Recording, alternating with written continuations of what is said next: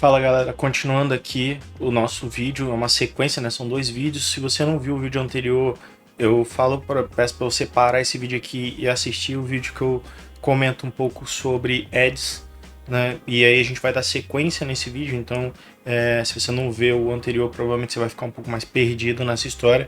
E agora eu vou focar mais num ads específico, que é o ads do YouTube, tá? Então, fazendo uma revisão breve do que eu falei anteriormente, a gente teve uma sequência evolucionária dos sistemas de publicidade na internet, passando dos modelos de banner para os modelos de compra de palavra-chave, CPC, CPM, uma evolução das métricas que a gente utiliza para poder otimizar campanhas e tudo mais. E era natural que em algum momento esse modelo ia ter uma mudança, e essa mudança, no meu ponto de vista, começou a ganhar força a partir da popularização do YouTube, porque a gente começou a ter mídias mais próximas do que a gente tinha, por exemplo, no sistema televisivo, né, nas televisões e tal, porque a gente começou a ter propaganda passando nos intervalos de vídeos, né, no começo dos vídeos, no meio dos vídeos e tudo mais. Esse tipo de prática já era conhecido no mercado há muito tempo, e sempre o marketing tem uma tendência, quando ele está mudando de ambiente, vamos dizer assim, de tentar reproduzir as técnicas que já são conhecidas e funcionais em outros tipos de plataforma para atender uma demanda de aquisição que está crescendo, né? Então a internet cresceu muito nos últimos anos, a televisão ela tem caído muito, principalmente depois da popularização dos sistemas de streaming. Então faz sentido, muito mais no meu ponto de vista, gastar numa publicidade dentro do YouTube do que propriamente numa TV, mesmo que seja aberta, porque o custo de aquisição dentro da TV aberta é muito grande e você não tem métricas, né? Você não tem como metrificar. No YouTube você consegue ver o watch time daquela propaganda, quanto tempo a pessoa ficou vendo, você consegue ver se aquele vídeo gerou clique e por aí vai. E principalmente quando a gente está falando desse tipo de publicidade dentro dos dispositivos móveis, né? Você trava a tela do usuário durante um período ali e ele não consegue executar uma ação até ele terminar de ver aquele vídeo. Enfim, e essas métricas desse tipo de ads é diferente, né, do que a gente tem, por exemplo, no CPC e no CPM. As métricas tanto de aquisição como de compra dessas campanhas é diferente. Normalmente você compra por tempo de tela e exposição, né? No CPM, no CPC você compra por interação e por quantidade. Enfim, é um pouco diferente, mas na prática a execução da campanha é muito próxima. Inclusive dentro do próprio Google Ads você consegue fazer campanhas de vídeo também, no Facebook, por aí vai. O Facebook também, quando eu falo Facebook, eu estou colocando Facebook e Instagram, tá? Então é o acumulado ali, porque dentro das ferramentas de ads do Facebook você também faz campanha para o Instagram, ponto. Então, o que o YouTube principalmente, ele tem de diferente nessa modalidade, vamos dizer assim, de campanhas de AdSense, né? Anteriormente, o foco da aquisição ele era baseado em pesquisa. Então é uma campanha muito mais direcionada, né? Uma campanha muito mais específica para um termo de pesquisa em si. Quando a gente faz uma campanha de YouTube, a gente está mais interessado no acumulado de público de determinados canais. Por mais que você consiga segmentar a campanha ali, o que eu vejo muito é uma segregação com relação a quais canais que eu quero que a minha propaganda passe, né? O anúncio ele não é muito generalista, ele é mais focado em canais que no entendimento dos setores de marketing são mais próximos do tipo de target que eles querem alcançar. E normalmente esses canais é um tiro de canhão, são muitas pessoas, e a gente vai falar de um fenômeno que é conhecido no setor de marketing. Quem fez curso de marketing sabe disso, né? Que é o marketing de indicação, que para mim é um dos mais poderosos que existe. O marketing de indicação, basicamente, a gente está falando de uma pessoa indicar para um amigo uma loja ou um produto. Normalmente a nossa tendência ela é ligada à confiança, então se você confia numa pessoa, você tem muito mais tendência a escutar o conselho daquela pessoa na hora de você fazer uma compra do que propriamente entrando numa plataforma de comparação ou fazendo uma pesquisa na internet. E isso a gente consegue ver o peso que grupos de Facebook, grupos de WhatsApp, grupos de Telegram têm com relação ao consumo nos últimos 2 anos. Tem se popularizado e tem uma força, no meu ponto de vista, muito grande e crescente, né? Grupos fechados de compra, clubes e por aí vai. E isso evoluiu para o marketing de influência. Porque um influenciador, no final do processo, ele é uma pessoa que, através do seu conteúdo, cria uma certa empatia com o seu público. O público normalmente não tem um acesso direto a esse influenciador, mas confia que o que aquele influenciador está indicando e vendendo é o que o influenciador acredita de fato que é bom ou não. Particularmente, como eu entendo os dois lados e convivi com vários influenciadores, existe uma parcela de fato dos influenciadores que ele segmenta muito que tipo de propaganda ele vai passar nos seus canais. Então eles recebem uma enxurrada de empresas tentando vender, né, comprar, na verdade, publicidade nos canais deles, e eles segmentam, falam assim, isso aqui eu não trabalho, isso aqui eu não confio. E existe realmente uma galera que só anuncia o que eles acreditam, mas existe uma parcela dos influenciadores que estão cagando. Eles estão mais preocupados no dinheiro, então eles vão publicar qualquer coisa que seja. E aí a gente tem visto vários escândalos aí de influenciadores tomando busca e apreensão de Polícia Federal, envolvidos em esquema de pirâmide e tudo mais, porque se envolveram na publicidade de produtos que não eram corretos, né? Que eram produtos para tirar dinheiro do consumidor e sumiram e tudo mais. Então, assim, é um linear muito perigoso. Mas por que isso foi evoluindo para esse sentido, né? O YouTube, ele começou com essa moda de pagar para os influenciadores gerar o conteúdo. É uma prática que, por exemplo, o Facebook não tem. E aí o YouTube, ele seguiu durante um bom tempo fornecendo uma fonte de receita para esses YouTubers e fazendo com que eles conseguissem viver disso, montar empresas em cima disso, e toda a renda que era plus, né, um pub que era fechado fora do YouTube, era um bônus em cima do faturamento do Ads. Então sempre o foco principal foi as métricas do YouTube. Então os vídeos eles foram sendo modelados de acordo com as diretrizes do YouTube para ter um alto engajamento, consequentemente gerando uma grande quantidade de views e aí um faturamento elevado. Só que esse fenômeno, essa mecânica, ela tem mudado muito, principalmente depois da entrada do TikTok no mercado de redes sociais, vamos dizer assim, né? Por que isso aconteceu? O TikTok ele tem uma premissa muito diferente do que o Facebook e do que o Google. O TikTok ele se preocupa na propagação e não na monetização. Então o TikTok não paga para nenhum influenciador nada, mas ele garante que ele vai entregar todo o conteúdo que aquele influenciador gera. E aí, o que começou a acontecer no mercado de influenciadores no geral? Nós temos um grupo de pessoas que já estão muito mais bem estruturadas, que já são grandes, que têm volume, que se moldam melhor às diretrizes do YouTube, potencializando seus lucros a uma grande quantidade e tentando privilegiar, de certa forma, a plataforma, tá?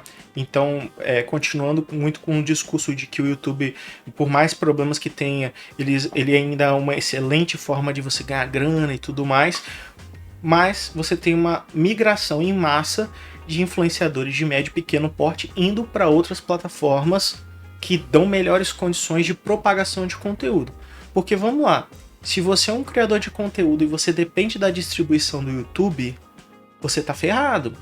Eu vejo influenciadores com 4, 5, 6, 10 milhões de seguidores que não consegue impactar 1% da sua base se o YouTube não quiser. Então a galera ficou presa, ficou vendida para a forma como o YouTube divulga e propaga seus conteúdos. Consequentemente, os influenciadores fizeram, né, nos últimos anos um investimento para aumentar sua equipe, melhorar seu conteúdo, e o nível de qualidade está cada vez maior. Né? Você precisa de equipamentos melhores, você precisa de bons editores, você precisa ter um custo muito mais elevado do que era 10 anos atrás.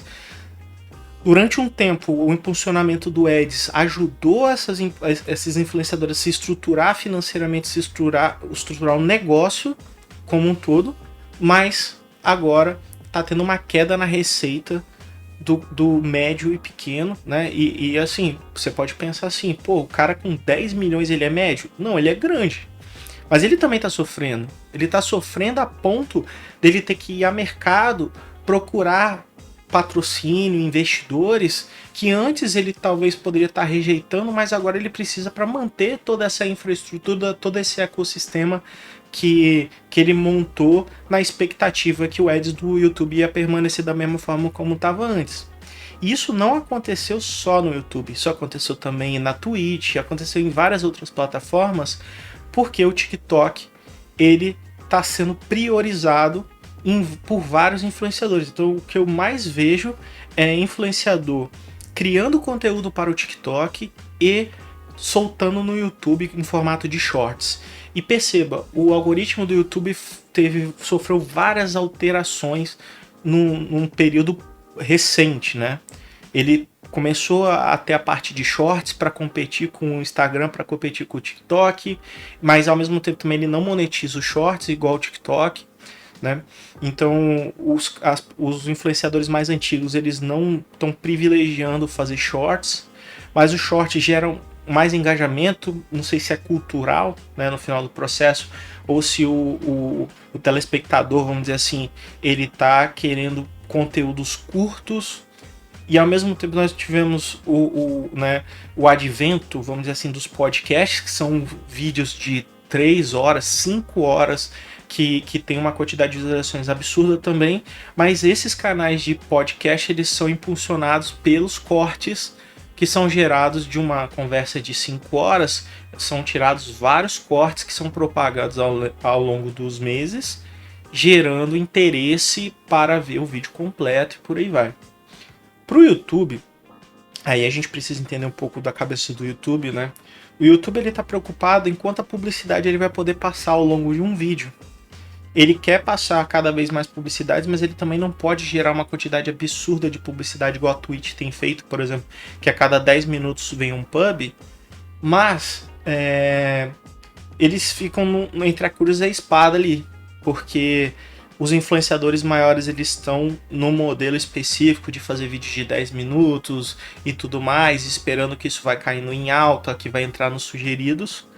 E ao mesmo tempo existem várias outras métricas sendo alteradas, né, e testadas pelo YouTube para não perder o campo para o TikTok, né?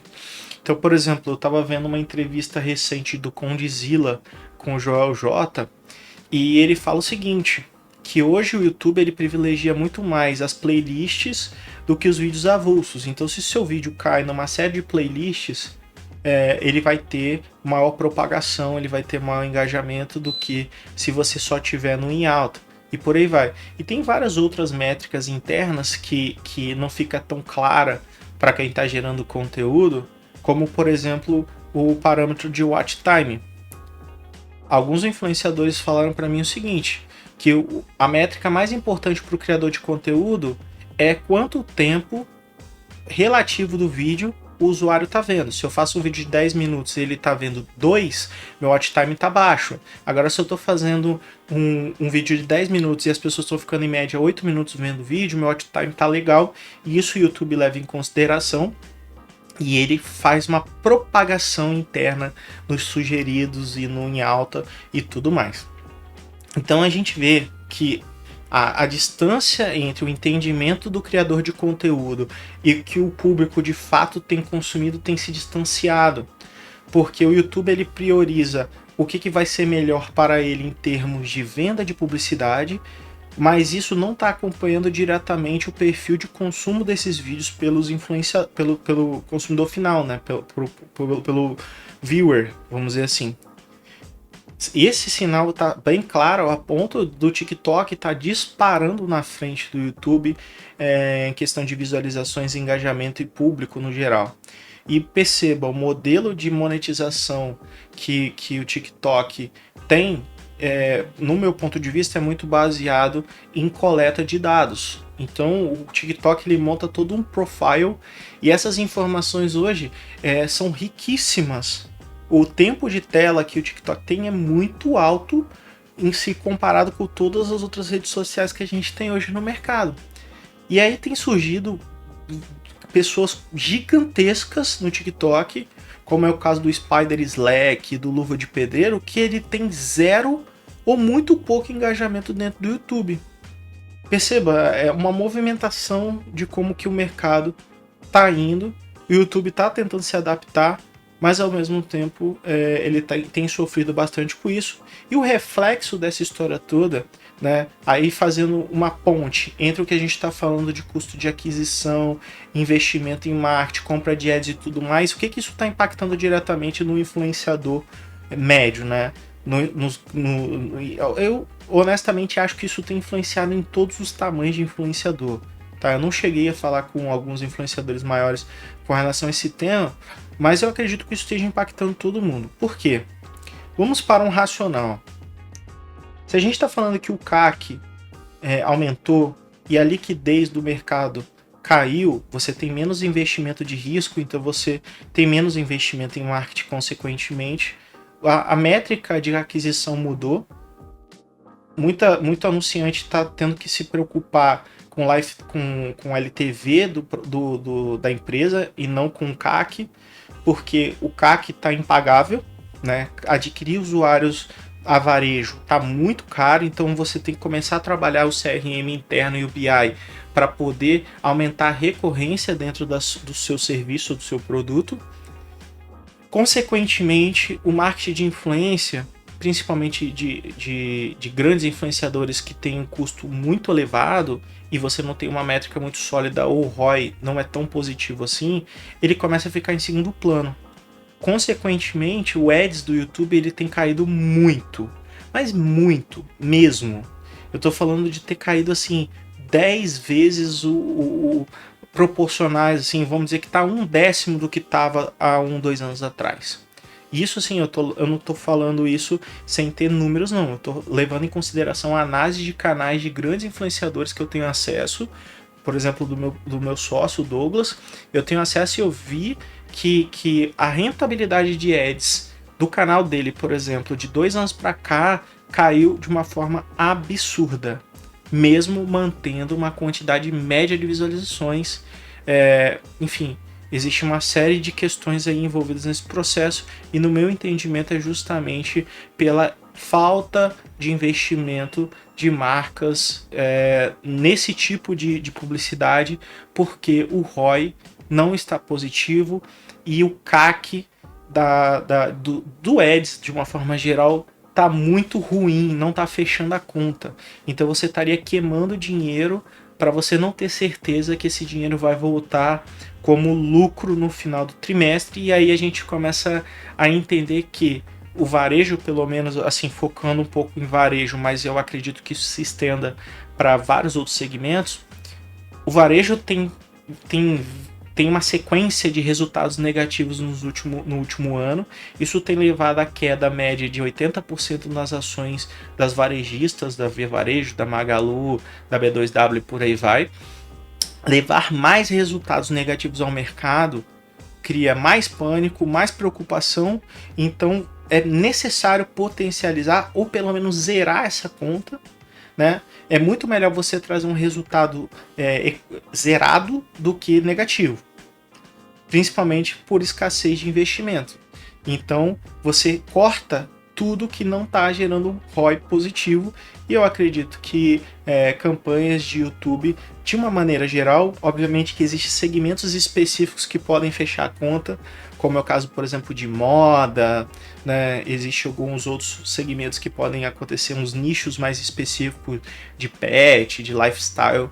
Pode ser que essa conta feche porque o ticket médio é mais alto e a recorrência é maior. Mas quando a gente fala de varejo generalista, essa conta não fecha e aí os investimentos saem. E normalmente esses caras que têm o grande canhão de dinheiro, né? É quem tem mais dinheiro para poder investir nesse tipo de segmento. E aí o que eu tenho visto no mercado de influenciadores acontecendo recente, né? Os influenciadores de médio e pequeno porte, eles estão parando de produzir conteúdo para o YouTube, porque o ads que está sendo gerado não paga as contas para ele ficar gastando esforço. Eles não estão conseguindo pagar os editores para poder fazer a edição dos vídeos e tudo mais. E aí muita gente está preferindo voltar para o mercado de trabalho ou tudo mais do que continuar nessa empreitada de fazer lives e fazer vídeos para o YouTube e não conseguir pagar as contas. E aí quem está sobrevivendo essa fase, vamos dizer assim, do mercado, são só as empresas e os influenciadores que já estão mais bem estruturados, que já tem um público fidelizado ali.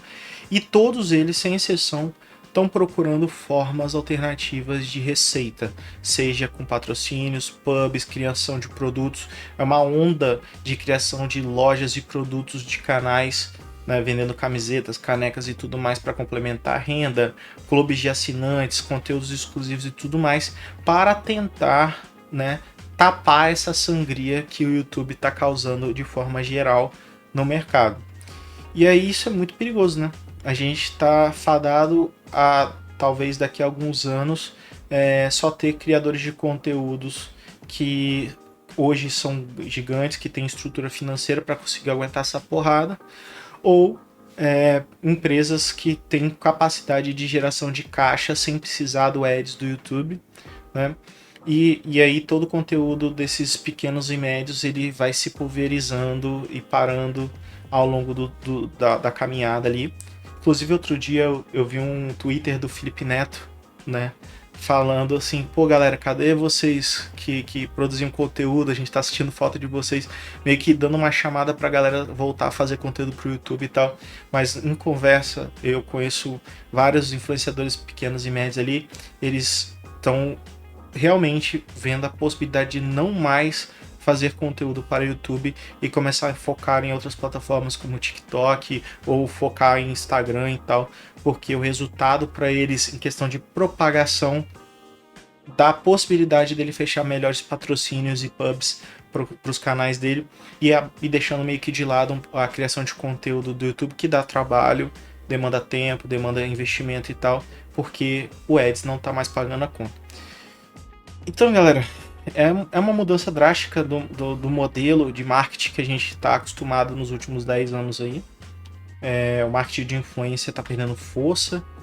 Consequentemente, o que tem aparecido aí no mercado são publicidades com marcas que, no meu ponto de vista, são um pouco duvidosas, né? A cassinos, apostas esportivas, enfim, é o tipo de coisa que eu particularmente não aceitaria em nenhum momento fazer nenhum tipo de vínculo. Eu acho que é uma galera que tá numa linha muito cinza, né, da legislação para ter uma exposição, principalmente se eu fosse um youtuber grande, eu ia pensar 10 vezes antes de começar a fazer divulgação de alguma coisa desse tipo, porque a possibilidade de dar problema, né, como já deu com alguns influenciadores aí, como o Tirulipa e tudo mais, né? Então, assim, a chance de dar problema é alta, né? Enfim, então a gente sempre tem que analisar esse risco-retorno aí, que às vezes o dinheiro no bolso é bom, mas aí o problema que isso pode causar lá na frente é muito grande e pode gerar muita dor de cabeça, e eu prefiro muito mais não ter dor de cabeça, enfim. Se você estiver gostando do conteúdo, se inscreve no canal aí, manda pros seus amigos aí que são influenciadores, que querem entrar no mercado, e eu vou ficando por aqui, até a próxima. Valeu.